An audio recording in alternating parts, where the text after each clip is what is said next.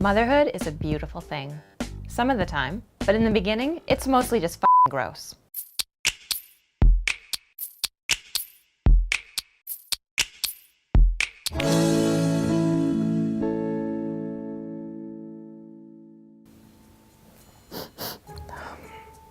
Can you pass me a diaper?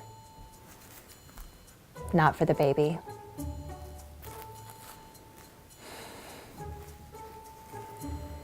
Thanks.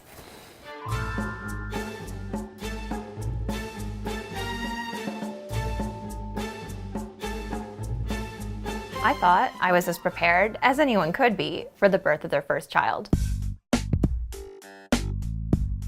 Until I stood up the first time after giving birth and discovered that bladder control, not exactly a given. And the swelling they'd warned me about felt like I'd sprouted a catcher's mitt down there. Oh, and the few hemorrhoids they'd mentioned, they resembled a bushel of grapes exploding out of a balloon knot. Once I sat on a toilet seat at a truck stop and caught hemorrhoids. I was not prepared for any of it, or all of the gross stuff that followed. You poop funny now. Pooping was one of the first physical challenges I had to overcome as a new mom.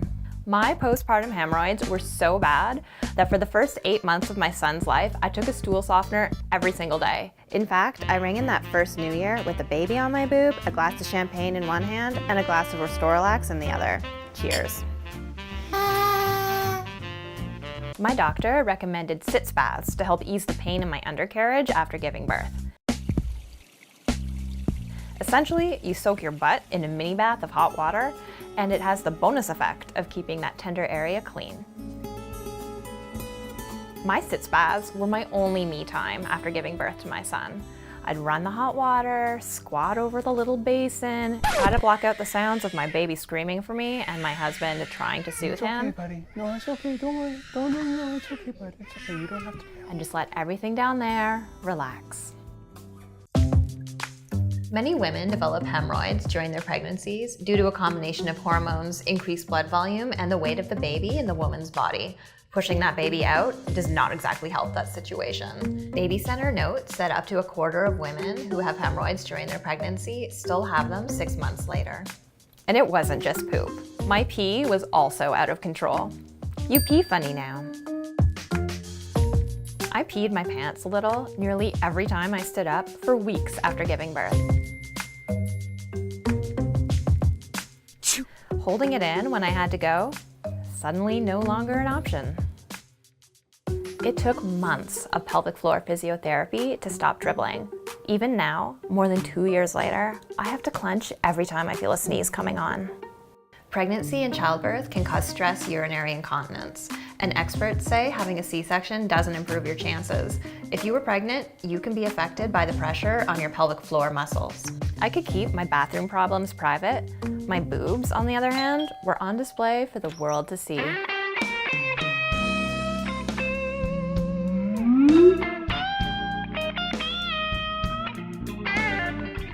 Your boobs are weird now. I was really lucky. Breastfeeding wasn't that challenging for me and my son, but my boobs still took a beating. I tried to nurse evenly, but my baby preferred righty. Righty was always the superior boob.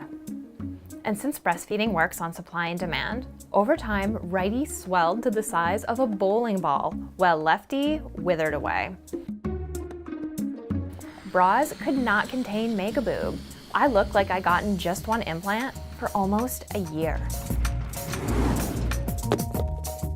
Meanwhile, I discovered the joy of clogged ducts and milk blebs. Oh yes, a milk bleb is a clogged duct right on the nipple. It felt like I was lactating shards of broken glass.